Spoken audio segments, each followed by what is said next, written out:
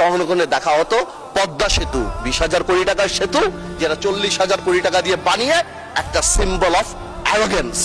আমরা যদি ঘরের পাশে ভূপেন হাজারিকা সেতুর দিকে তাকাই, 9 কিলোমিটারের এই ভূপেন হাজারিকা সেতুর নির্মাণ ব্যয় 1100 কোটি রুপি।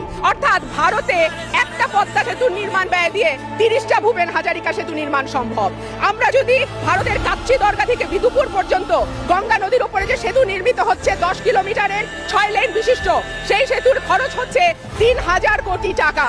অর্থাৎ একটা পদ্মা সেতুর ব্যয়ে ভারতে 10টা সেতু নির্মাণ সম্ভব। লুটপাটার কাকে বলে? তিনি আরো কয়েকটি প্রশ্ন তুলেছেন, ভূপেন হাজারিকা সেতুর সঙ্গে তুলনা করেছেন।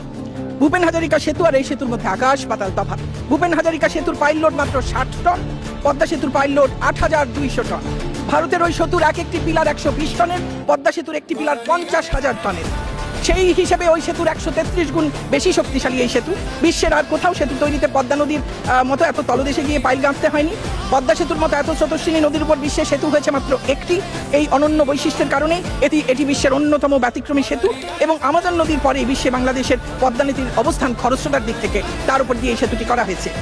পানি প্রবাহের বিবেচনায়ও বিশ্বে আমাজন নদীর পরেই এই প্রমত্তা পদ্মা। 400 মিটার গভীরে পাইল নিয়ে যেতে হয়েছে। পৃথিবীর সেতু নির্মাণে এটি বিরল ঘটনা।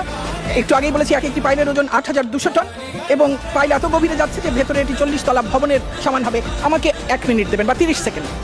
ঠিক আছে, পদ্মা সেতুর পাইল তলদেশে নিতে যে হ্যামারটি ব্যবহার করা হয়েছে, সেই হ্যামারটি বিশ্বের সবচাইতে শক্তিশালী হাইড্রোলিক হ্যামার। পৃথিবীর কোথাও আর কোনো সেতুতে এমন শক্তিশালী হ্যামার ব্যবহৃত হয়নি। এই হ্যামারটি জার্মানি থেকে বিশেষ অর্ডারে তৈরি করে আনা হয়েছে। পদ্মা সেতুতে যে পাথরগুলো ব্যবহার করা হয়েছে, তার এক একটির ওজন প্রায় 1 টন। বিশাল বড় ট্রাকে 15টি টুকরোই পাথর দিলেই সেই বড় ট্রাক ভর্তি হয়ে যায়।